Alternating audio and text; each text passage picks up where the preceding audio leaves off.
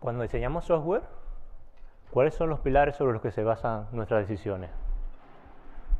¿Cuál es nuestra estrategia de priorización en los diferentes aspectos del diseño? ¿Programamos de forma intuitiva o somos conscientes de lo que queremos expresar? ¿Podemos comunicar a través del código de una manera más o menos razonada? El objetivo de esta charla es reflexionar sobre cómo los principios y los valores pueden ser aplicados al diseño del software. Me presento. Uy, no sé por qué se ve ahí. Mi nombre es Fran Reyes, vivo en Tenerife, ya saben, esa pequeña isla que en los informativos aparece al lado de Baleares. Trabajo en Codesai, donde básicamente nos dedicamos a desarrollar software o ayudar a otros a desarrollar software con formación, consultoría y acompañamiento. Además, también intento difundir todas estas prácticas de Agile y de artesanía del software a través de la comunidad Agile Canarias, o sea que si alguna vez tenés el placer de estar allí, pues quizás podamos montar algo. Este es mi Twitter. Si quieren hacerme alguna pregunta a lo largo de la charla, les intentaré responder después. Creo que entre medio no queda muy bien. Bien. Los valores, los principios y los patrones forman una expresión balanceada de un estilo de desarrollo.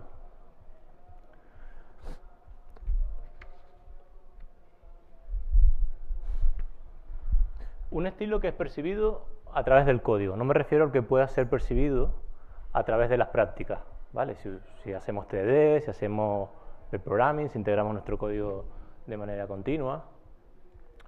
Aunque las prácticas que escogemos tienen mucho impacto en el diseño del software. Por supuesto, diferentes valores y diferentes principios dirigirán a diferentes estilos. Pero tener un estilo más o menos consistente no es algo fácil. El primer paso para comunicar a través del código es ser conscientes mientras programamos.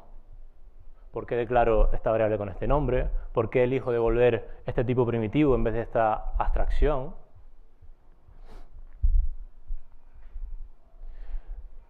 Ser conscientes mientras programamos lleva tiempo, momentos de reflexión, pero pueden suponer un cambio abismal en la forma en que desarrollamos. El segundo paso es reconocer la importancia de los demás. El software es una construcción social. Interactuamos o interactuaremos con diferentes personas a lo largo del producto. Y es de vital importancia que le pongamos peso a ello. Que sea una construcción social también importa en el plano de las prácticas. Pero cuidado con entender mal el concepto de construcción social. No quiere decir que de repente todos tengamos que ser personas súper extrovertidas, ¿vale? O que una persona que es introvertida tenga algún tipo de fallo. Hay personas que se recargan en solitario y hay personas que se recargan interactuando con los demás. Tenemos que buscar la forma de potenciar las habilidades de cada uno. Todos tienen un espacio en esa construcción social. El último paso, por supuesto, aparte de ser conscientes mientras programamos y de ser conscientes de los demás, es poner en práctica todo esto, ¿vale? De alguna manera, intencionarlo a través del código. Bien, habíamos dicho entonces que los principios, los valores y los patrones definen un estilo.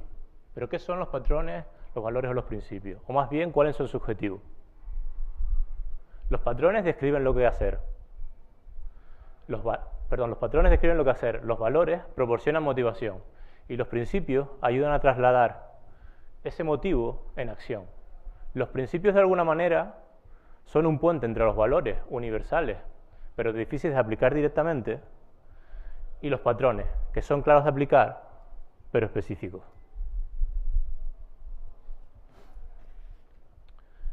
Ken Beck, para mí uno de los mayores revolucionarios en la industria del software, quien inventó String Programming junto con otras personas como Ron Jeffries o Ward Cunningham, el inventor de la wiki, y quien también redescubrió TDD, como a él le gusta decir, porque se basó en un paper anterior. En 2008 saca este libro, Implementation Pattern. Es un libro donde en él explica cuáles son sus principios y sus valores y cómo los aplica al diseño del software. Este libro contiene además 77 patrones, pero no son 77 patrones de diseño, ¿vale? Como los que podemos encontrar en el famoso libro del Gantt Ford, ¿vale? Patrones como podrían ser el patrón de factoría o el patrón memento para el estado. La charla está basada en esta primera parte del libro, que son apenas unas 20 páginas. Yo recomiendo mucho esa parte, me parece del primer capítulo al quinto. Por poner también una diferencia entre los patrones de diseño y los patrones de implementación, para que nos hagamos una idea de cómo funciona, aunque en la charla no vamos a profundizar en los patrones, pero después si hay espacio podríamos profundizar un poco en esa parte. Es que los patrones de diseño los podríamos aplicar 2 o 3 veces al día si tiene cabida que lo hagamos, ¿vale? Pero los patrones de implementación los aplicaríamos cada minuto. Bien, los valores que Ken Beck ve que son útiles para él, para expresar lo que quiere hacer en el código, son los que ven ahí: comunicación, simplicidad y flexibilidad. Estos patrones normalmente se complementan unos con otros, pero hay veces en que surgen conflictos. En ese caso, él prioriza de la misma manera que están ahí expresados: la comunicación por encima de la simplicidad por encima de la flexibilidad.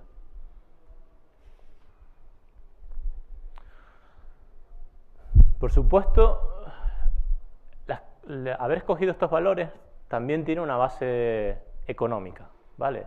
No se han escogido al azar ni por cuestiones filosóficas o espirituales. Recordemos que cuando tenemos que añadir un nuevo comportamiento al software, lo que tenemos que hacer primero es comprender el código. El siguiente punto es añadir ese nuevo comportamiento. El otro es verificar que ese nuevo comportamiento funciona como debería y lo demás también sigue funcionando. Y el último es ponerlo a disposición de los usuarios.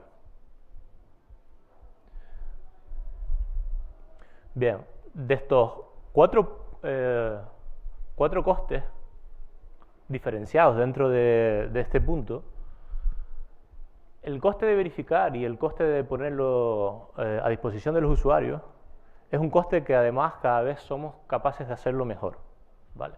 Cada vez podemos desplegar en infraestructuras más complejas y con culturas además con la cultura de DevOps, ¿no?, que nos ayuda un poco en esa parte.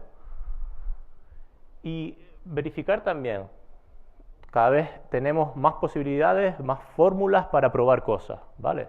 Sea a través de Property-Based Testing, Mutation Testing o otras cosas que nos ayudan a mejorar la verificación de lo que hacemos. Pero estas dos de aquí, que es el coste de la compresión y el coste del cambio, siguen siendo una parte humana, ¿vale? Todavía necesitamos a las personas para hacer el software. Y el coste de la compresión y el coste del cambio es un coste que además tenemos que tener en cuenta en la parte de mantenimiento, ¿vale? Que es una parte la que no nos hacemos la pregunta de cuál es nuestra estrategia de mantenimiento, ¿vale? Y tener en cuenta el coste de la compresión y el coste del cambio es muy importante para que no se disparen los costes a medida que el producto va creciendo. Hay una charla de Artola y Guillermo muy interesante en YouTube, son apenas unos 10 minutos, sobre economía del software. Yo recomiendo buscarla y profundiza más en este tema.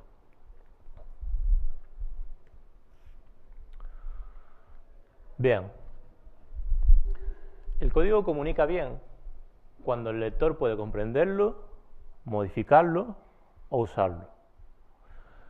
Fijaros en el matiz de que no solo dice comprenderlo, dice modificarlo o usarlo. un código comunica bien cuando somos capaces de comprender cómo modificar esa pieza de código o cómo usarlo para otra pieza de código, ¿vale? Y esa parte es muy importante también tenerla en cuenta. Bien. Ahora vamos a ver un pequeño ejemplo, muy sencillo, de un código que no comunica lo suficientemente bien y cómo, haciéndonos algunas preguntas muy sencillas, vemos que podemos transformar ese código en algo que comunique mucho mejor. Y ver que de alguna manera tampoco es tan difícil, haciéndose las preguntas adecuadas, pasar de un código que comunica muy poco a alguno que comunica mucho mejor. ¿Alguien sabría decirme cuál es el propósito de este código? No el cómo lo hace, sino el qué. Es muy difícil, ¿no? Bien. Una de las cosas por qué es difícil es porque este código realmente podría encajar en cualquier parte de nuestro software, ¿no? O sea, no hay cosas que veamos que sean propias del dominio.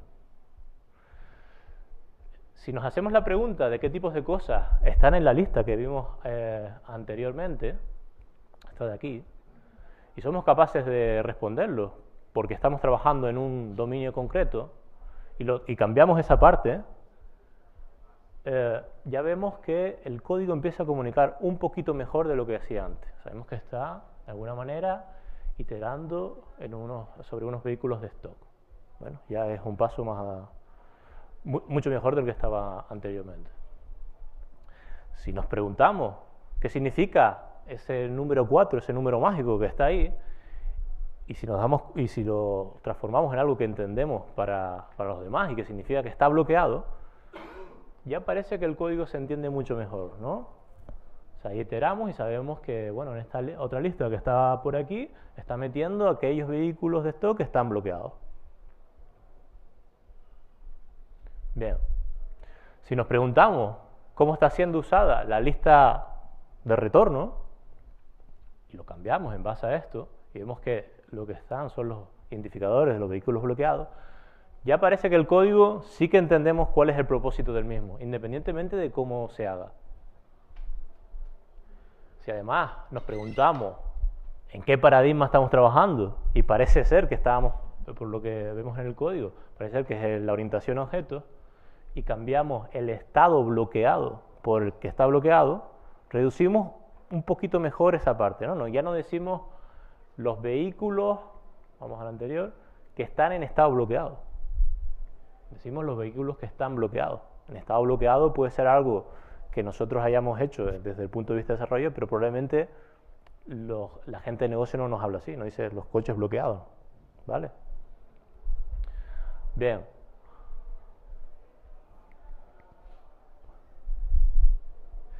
Si le damos una vuelta más e intentamos hacer este código pueda ser escrito de una manera más clara, como podría ser en prosa, como solemos escribir de manera natural nosotros, quizás podríamos llegar a una parte parecida a la que está aquí, ¿vale? Una parte que es más declarativa, donde simplemente lo que hacemos es poner el condicionante y obtener el identificador del mismo. Esto está hecho en César, quizás la mayoría no entiendan que el select en la mayoría de los lenguajes es un map, ¿vale? Es verdad que si miramos este código con respecto al otro, a algunos les puede parecer quizás más complejo, ¿vale? Pero esto tiene que ver con la familiaridad. Hablaremos más adelante sobre este tema. Bien, la simplicidad tiene que ver con eliminar el exceso de complejidad. Y eliminar el exceso de complejidad lo que hace es que reduzcamos los tiempos para modificar, entender o usar la pieza de código que toca. Cuando hablamos de complejidad, es bueno diferenciar entre complejidad esencial y complejidad accidental. La complejidad accidental es aquella que producimos nosotros al generar la solución, ¿vale? Es todo aquello que añadimos de más y que lo que hace es que sea más difícil. de entender, ¿vale? La complejidad accidental es siempre coste, ¿vale? Tenemos que intentar reducirla al máximo siempre, porque nos hace que sea más difícil comprenderlo, usarlo o modificarlo.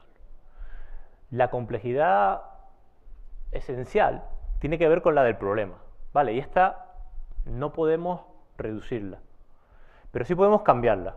Podemos cambiar un problema por otro, ¿vale? La complejidad accidental está en el plano de la solución, la complejidad esencial está en el plano del problema.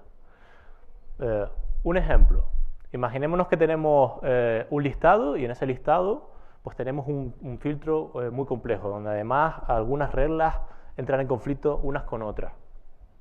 Bien, ese sería el problema, ¿no? Y tendríamos que dar una solución a todo este tema, ¿no? Y nos podría quedar un código más o menos complejo dependiendo de cómo lo hagamos. El tema es que si nos damos cuenta de que realmente lo que hacía falta era poner un poquito más de información en ese listado y que el usuario sea capaz de tomar la decisión sin ir a ese filtro tan complejo, estamos cambiando un problema por otro totalmente diferente. Y eso también elimina complejidad, bastante complejidad. Por lo tanto, discutir también el espacio del problema que estamos intentando resolver es una parte esencial.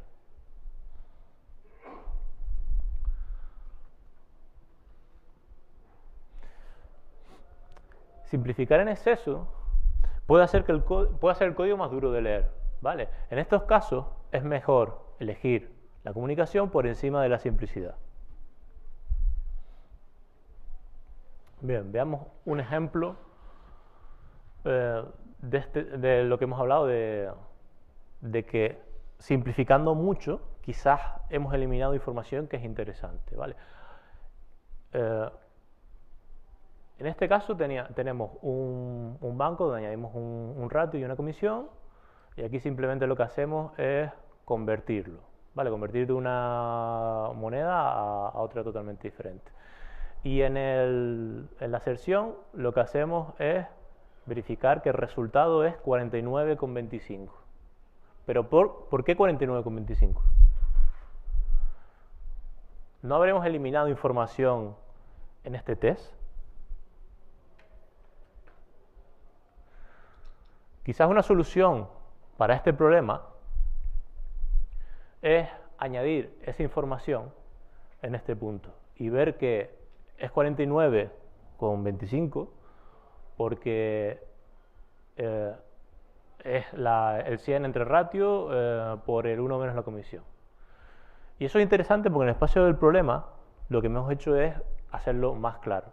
Es verdad que esto puede suponer un poquito más de acoplamiento en el lado de los tests, ¿no? Que cambiamos algún detalle, puede ser que tengamos que cambiar por este lado. Entonces, a veces que tenemos que evaluar es el coste comparativo de una cosa con otra. Pero si le damos una vuelta y utilizamos Property Basic Testing para hacer esta parte, recuerdo que Property Basic Testing es una técnica donde lo que hacemos es definimos las propiedades de unos elementos y en el input del método que queremos probar van a ir unos valores aleatorios en el rango que nosotros hemos definido. Vamos a ver el ejemplo aquí que se ve mucho más claro. En este caso estamos diciendo que para todos los dobles son números de coma flotante, ¿no? Mayores que 0, definimos el ratio, y para todos lo mismo, pero para las comisiones vamos a lanzar este test, ¿vale? Entonces va a lanzar este test de manera con diferentes inputs, ¿vale? Para probar esta parte. Entonces, de alguna manera hemos convertido esa debilidad, de alguna manera, de expresar parte de la información y añadir ese acoplamiento a un test que además añade mucho más beneficio en el sentido de que está probando de manera robusta. Este truco además hace poco Nat Pry, que es uno de los autores del GOS, un libro también muy chulo de leer, me comentó que cuando le estuve hablando y le expresé la intención esta del 49, vio bastante claro que eso en Property Testing lo hubiera puesto y además hubiera quedado un test que tiene un soporte bastante interesante. Bien.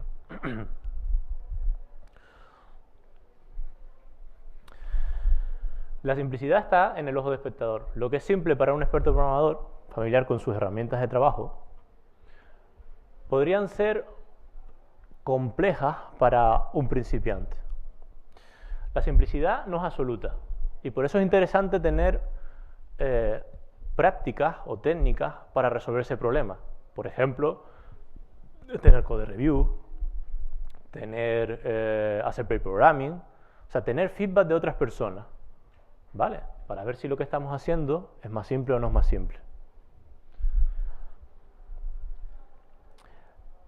La familiaridad también es un punto que tenemos que tener en cuenta. Cuando analizamos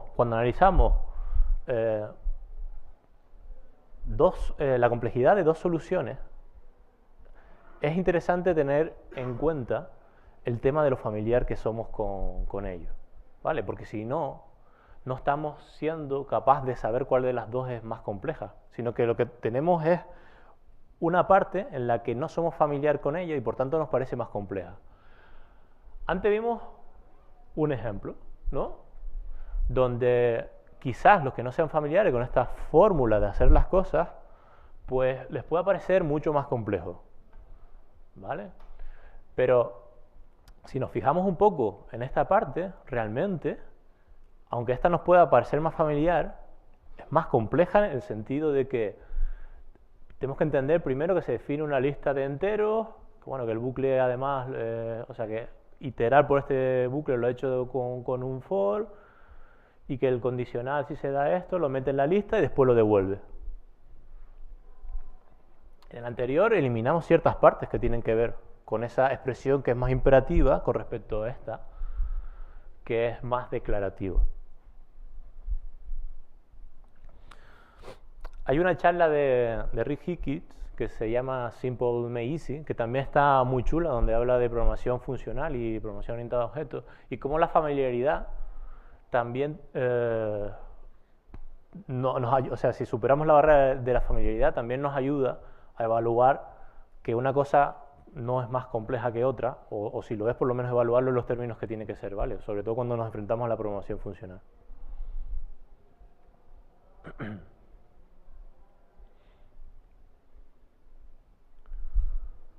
Bien, la flexibilidad. Diseña para el futuro. El cambio es caro y podemos hacerlo barato anticipándonos a ellos, ¿no? No hagamos esto. La flexibilidad suele ser la justificación para la mayoría de las prácticas de diseño más inefectivas. A veces intentando añadir flexibilidad en una cosa en la que no sabemos si tendrá retorno de la inversión en algún momento. Otras veces intentando ser complejo porque queremos añadir diferentes configuraciones dependiendo de ciertas causísticas, ¿no? El problema es que la flexibilidad puede venir con el coste de incrementar la complejidad. De hecho, el puede, se lo he copiado a Ken Beck, porque yo pienso que la mayoría, vamos, en un 99%, no he pensado en todos los casos, suele venir siempre con un incremento de la complejidad, ¿vale? Bien, veamos un ejemplo. La kata feedback, que no sé, ¿cuántos conocen la kata feedback? Vale, la explico entonces. Básicamente es una kata donde lo que tenemos que resolver es que nos llegan unos números de entrada, ¿vale? Y lo que tenemos que sacar es una cadena de texto en el que devolvemos, si el número que nos entra es divisible por 3, tenemos fis, si es divisible por 5, devolvemos bas, y si es divisible por 3 y por 5, devolvemos feedback. Si no es por ninguno de ellos, devolvemos el mismo número en forma de cadena de texto. Bien. Seguro que alguno que ha hecho esta kata alguna vez y empieza a darle vueltas de cómo hacerla más simple y demás, habrá llegado a una solución de este estilo, ¿no? Donde dice, bueno, Pues ya lo siguiente, para hacer esto más simple, es añadir un motor de reglas, ¿no? De manera que ya la siguiente regla que me venga, la pongo aquí como una más y ya está. Y así todos los cambios vienen, vamos, de manera muy, muy fácil, ¿no? Cambiar esto es muy simple, muy simple. Claro, ¿qué pasa si de repente alguien nos dice, bien, la siguiente regla es que devuélveme, no sé, almogrote si devuelve fis y además es divisible entre 8, por ejemplo. O sea, ya estamos haciendo una dependencia entre una regla y otra. ¿Vale? Tenemos que saber si es devuelve fis, y devuelve fis es dependiendo de si se da algunos elementos. Entonces ya parece ser que, bueno, eso que nos parecía súper flexible, ¿no? Y que permitía cualquier cosa, no lo es tanto. Y aquí Kenbet nos da un consejo que para mí es oro puro. Nos dice, y eso es por lo que la flexibilidad de la simplicidad y los test extensivos son más efectivos que la flexibilidad ofrecida por el diseño especulativo.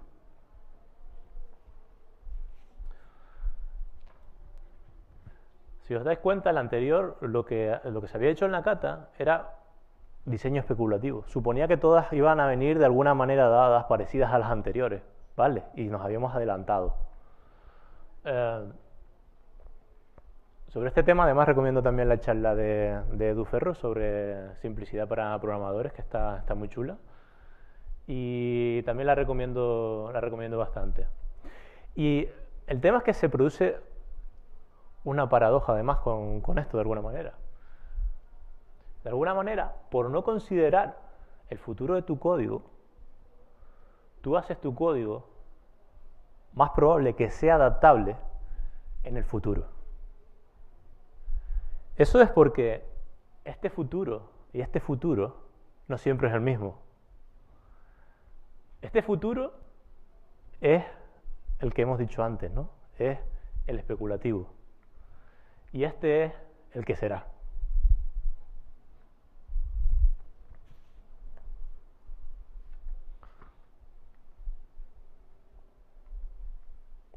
Bien. Voy por un poco de agua que estoy seco. Perdóname.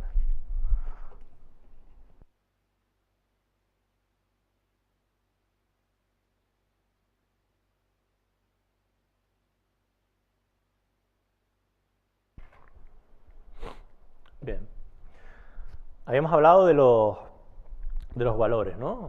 Recordemos, comunicación, simplicidad y flexibilidad. Los principios en los que Kenbet habla en el libro son estos que ven aquí. Consecuencias locales, minimizar la repetición, lógica de datos juntos, expresión declarativa, simetría y ratio de cambio. Bien, ¿qué queremos decir con consecuencias locales? Si un cambio aquí puede causar un problema allá, entonces el coste puede aumentar de manera dramática.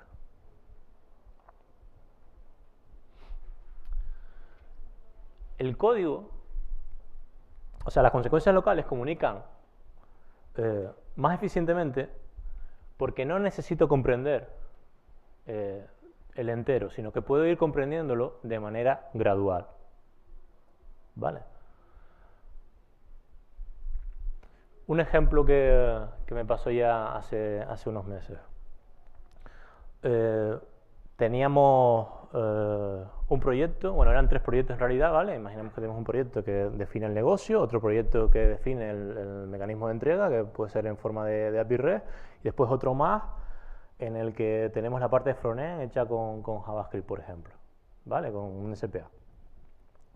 Bien, lo que me ocurrió es que estaba en la parte de negocio, estaba el dominio era sobre la venta de coches, ¿no? Ofertas, y estaba viendo que había un estado de la oferta que no expresaba bien el estado. Entonces quise hacer un refactor, un rename, ¿no? de esa parte, y de repente lo que me ocurrió es que había roto la parte de frontend. Y no había visto, de ninguna manera había visto que el cambio se había producido de ese punto, ¿vale? Lo que me pasó de alguna manera tiene que ver con las consecuencias locales, ¿no? Cambié algo aquí, en la parte de negocio, y tuvo un impacto en la parte del frontend. Tuve que comprender todo el sistema para arreglar ese problema. Tuve que ir a la parte del mecanismo de entrega, ¿no? Ver cómo funcionaba la API REST, ver qué valor devolvía y ver en la parte de JavaScript cómo estaba funcionando eso, qué cliente llamaba a esa API y demás. O sea, tenía un coste enorme para mí en ese momento porque tenía que entender el todo cuando no me había familiarizado todavía con algunas partes.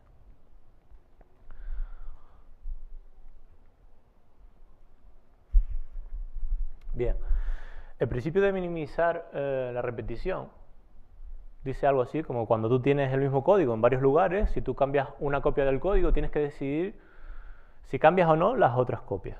¿Vale? Este suele ser un principio que queda bastante claro porque es el principio lo solemos entender como el de duplicación, ¿no? Tenemos que eliminar la duplicación. Cuidado con entender la duplicación como código igual, ¿vale? Porque hay veces que intentamos eliminar la duplicación cuando no es lo mismo aunque el código se parezca, ¿vale? Hay que tener en cuenta que lo que tenemos que eliminar es la duplicación de conceptos, ¿vale? O duplicación de conocimiento, como también le dicen algunos. Este de alguna manera también está relacionado con el de consecuencias locales. Si minimizas la repetición, de alguna manera contribuyes a que las consecuencias sean locales. Bien. Poner la lógica de los datos con los que opera cerca unos del otro. Este que queda muy claro, sobre todo desde orientación a objetos, obviamente esta parte, ¿vale? En funcional igual no tiene sentido. También está relacionado con el de mantener las consecuencias locales, de alguna manera, ¿vale?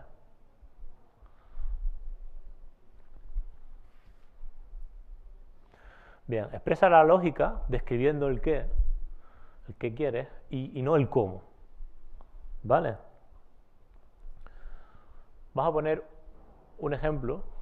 Este ejemplo se repite varias veces, ¿vale? Es el mismo, no es muy parecido.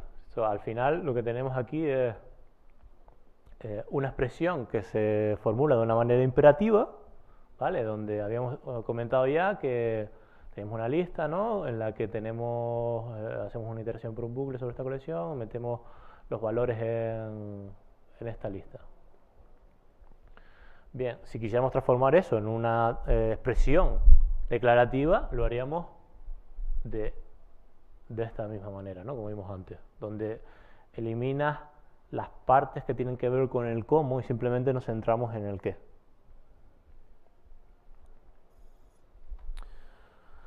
Bien, fijaros que he hablado aquí de expresión declarativa, no de lenguajes declarativos o lenguajes imperativos, ¿vale? Hay veces que se toma el SQL también como un lenguaje declarativo y el concepto de lenguaje declarativo es un poco conflictivo, ¿vale? Dan North tiene un post bastante interesante donde lo que nos viene a decir un poco es que cualquier capa es el qué de la de abajo y el cómo de la de arriba, ¿vale? Entonces, si lo vemos de esa forma, que tiene mucho sentido, a hablar de lenguajes declarativos versus imperativos, no tiene mucho sentido, porque son relativos a la capa en la que estamos, ¿vale?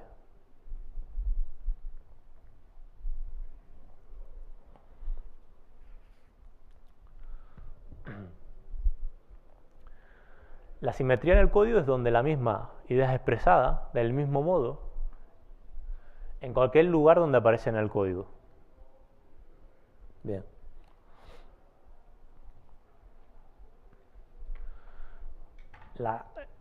Expresar, identificar simetría es bueno porque cuando el lector comprende la mitad de la simetría, la mitad de la parte, le es más rápido comprender la otra mitad.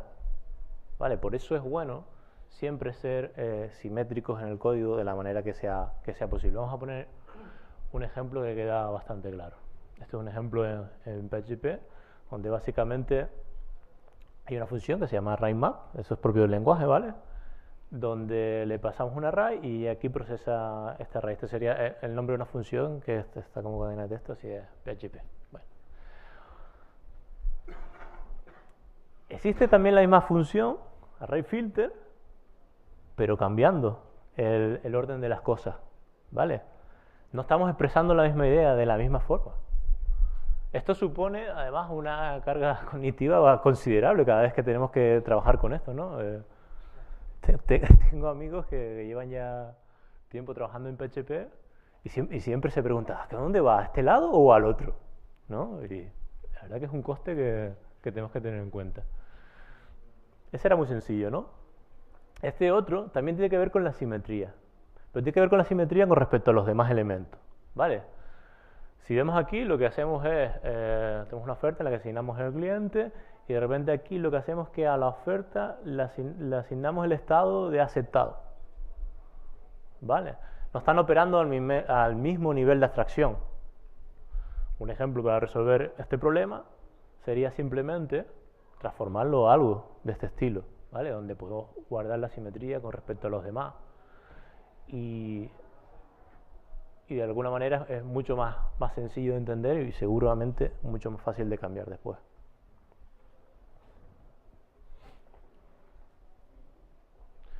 La simetría también es expresar simetría o identificar simetría.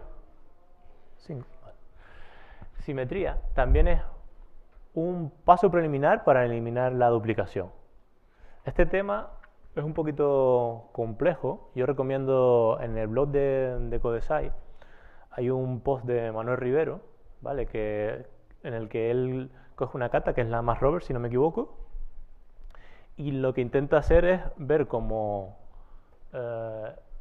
expresando simetría primeramente, identificando la simetría, después es capaz de eliminar la duplicación de una manera muy sencilla. Yo recomiendo ese post que lo veáis.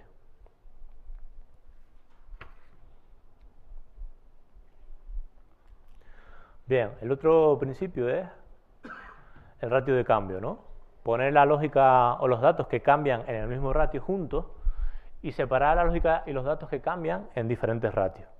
Estoy seguro que más de uno habrá pensado en el de responsabilidad única, ¿no? En este sentido está muy relacionado también. Veamos un ejemplo muy sencillo para esta parte. Imaginémonos que tenemos un método en el que se le asigna la cantidad está expresada de alguna manera entre el valor y la moneda que nos llega, ¿vale? Si se nos ocurre después, además poner el símbolo de la moneda, pues en todas las partes del código donde tengamos esta parte, tendremos que ir a cambiar esos elementos, ¿no? De alguna manera nos está diciendo que cambian juntos. Una forma muy sencilla de resolver este problema es usar una abstracción. Poner juntos los valores que cambian de alguna manera en el mismo ratio.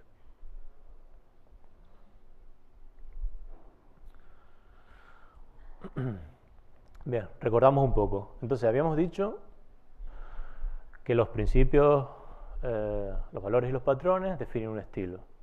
Que para comunicar a través del código teníamos que ser conscientes, mientras programamos, ser conscientes de los demás y poner en marcha, expresar de alguna manera, identificar, hacer expresivo aquello que queremos mostrar. El trabajo de Ken Beck nos ofrece un conjunto de valores y principios muy interesantes sobre el que profundizar y sobre el que trabajar nosotros mismos, pensando también de maneras diferentes. Y los valores que él expresa son comunicación, simplicidad y flexibilidad. Y los principios, los que habíamos comentado ahora, ¿no? Consecuencias locales, minimizar la repetición, la lógica y los datos juntos, la expresión declarativa, simetría y ratio de cambio.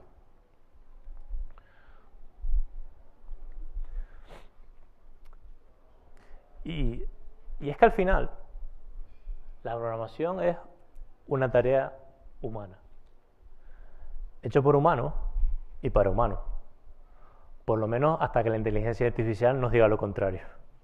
Gracias.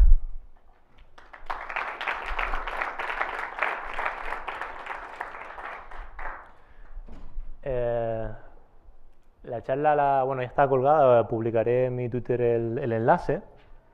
Y aquí tienen todas las cosas que he nombrado así, para que puedan acceder a ellas, ¿vale? El libro, la charla que comenté antes de Rick Hickes, el vídeo sobre economía del software de Artola, el ejemplo que decía antes, ¿no? Sobre que NetPrice ofreció una alternativa interesante, la charla de Edu, el post de Dan Nord sobre lo que él cree que no tiene sentido hablar de lenguajes declarativos versus imperativos, y el post de Manuel Rivero. No sé si quieren hacer alguna pregunta, pues...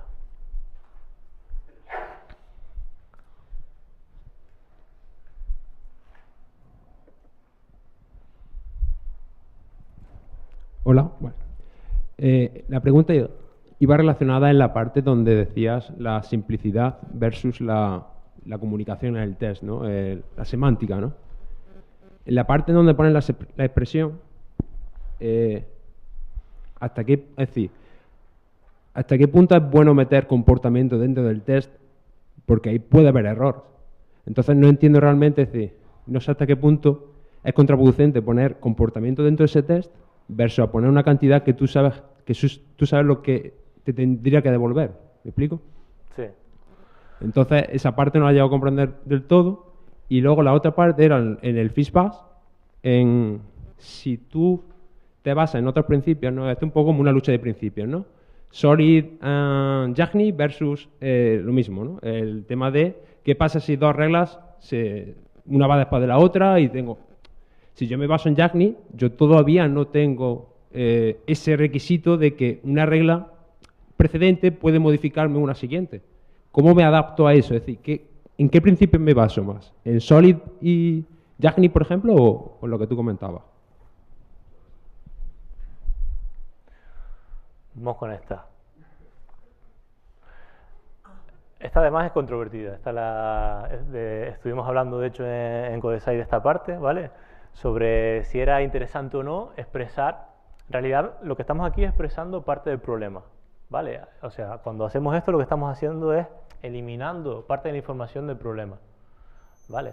Es verdad que si pasamos ahora a esta solución, ¿vale? Puede ser que algunos cambios que hagamos en implementación tengan un cambio aquí, ¿vale? Esa sería la parte mala de este punto.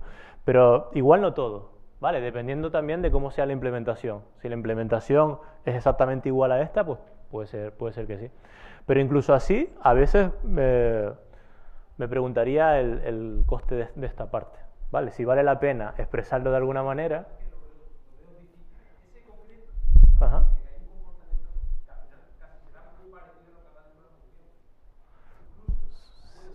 Puede, claro. Es que es lo que no sabemos, como no está el código de esa parte. Pero... Sí. Pero después aquí es el siguiente punto, ¿no? Es el siguiente punto de vuelta, donde obviamente en esa parte había discusión sobre todo, pero después cuando dije, bueno, y si lo convertimos ahora en un test de Property-Based Testing, ya no me queda otra forma, no puede ir el 49,25 de manera. Entonces, esta solución me pareció también muy chula porque lo que hacía era que resolvía un poco el dilema, ¿no? De que igual esto lo que pedía era un test de este estilo, no uno del otro. Era un poco esta la parte. Y después decías en la cata feedback, ¿cuál era la pregunta exactamente? ¿Qué? ¿Cómo? Comentabas, ¿no? Que estando en este punto, como que posiblemente hayamos hecho un poco de sobreingeniería, ¿no? Sí. Hasta este punto, porque puede ser que luego venga alguien y diga, oye, cuando sea PIS, sea no sé qué, que haya como que se puedan combinar dos reglas. Sí. Ese requisito no lo tengo. Por lo tanto, si yo me voy a un Yagni, que estos son los que tengo hoy, y voy a un Solid, que quiero hacer un open close, que sería eso, claro, me choca, ¿sabes? Pero porque has dado un paso adelante. O sea, el problema es que cuando optamos por esta, siempre estamos dando un paso adelante sobre los requisitos que tenemos ahora. Y dar un paso adelante, a veces lo damos intentando ofrecer una flexibilidad enorme, pero siempre estamos dando un paso adelante. Y ese paso adelante lo que hace es que nos cierra opciones, que es este caso el que quería comentar. Yo creo que lo que hay que hacer de alguna manera, y por eso el siguiente consejo de él, es, bueno, hasta aquí están los requisitos que yo tengo, y es mejor parar aquí, siempre que el código sea lo más simple posible, pero si me adelanto al futuro, el problema es lo que vimos antes, entonces el coste se dispara. Entonces, hay que mantener siempre un equilibrio, pero dentro de la medida que es lo que cabe, si no podemos adivinar el futuro, cosa que es muy difícil, mantengámonos en el punto en el que estamos. Además recomiendo la charla de Edu donde vuelve a reincidir sobre esta parte que está muy bien.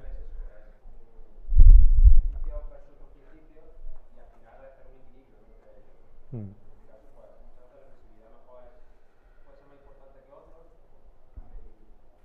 Mm.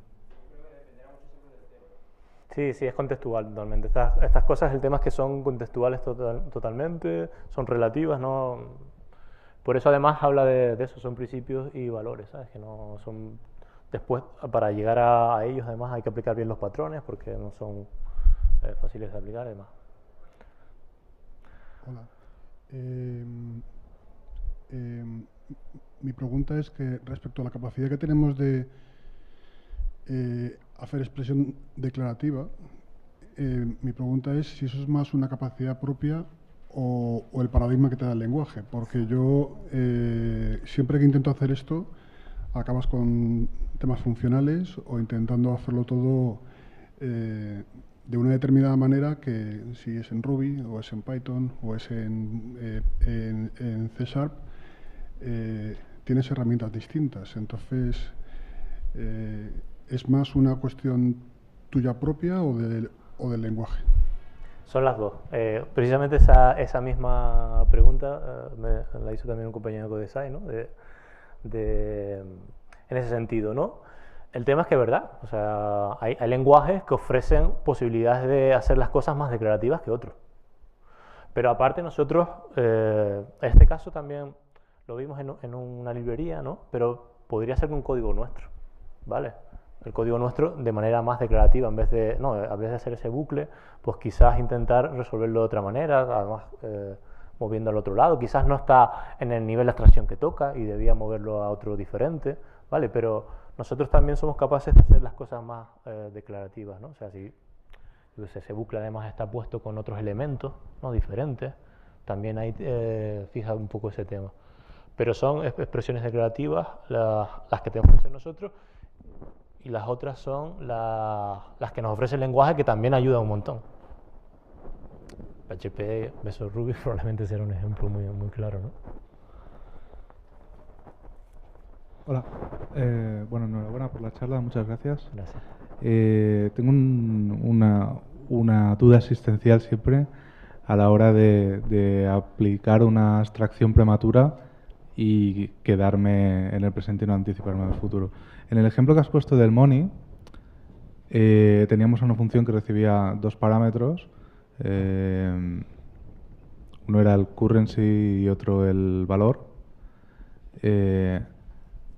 Si me quedo con esto, en principio puede estar bien durante mucho tiempo, ¿no? Pero en el ejemplo siguiente se aplica una abstracción, que es implementar un objeto, una clase money, y entonces ya estás preparado para el futuro, ¿no? Entonces, no sé qué pregunta quiero hacerte, ¿no? Pero ¿cómo encuentras el equilibrio entre esas dos aguas? Sí. Esa también es difícil, ¿no? Además, Sandy Met, ¿no? Es la que nos dice que tengamos cuidado con las abstracciones prematuras, ¿vale?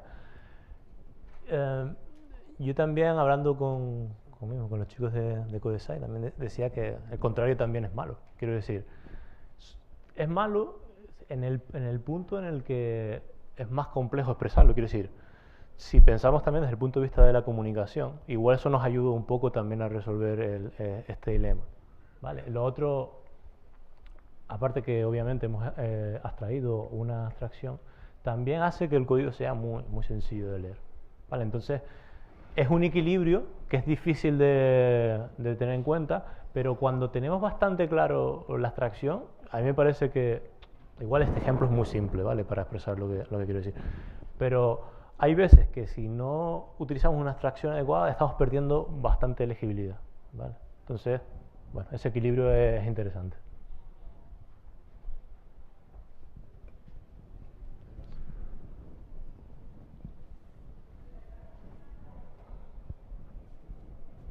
Listo. Muy bien, muchas gracias. Eh,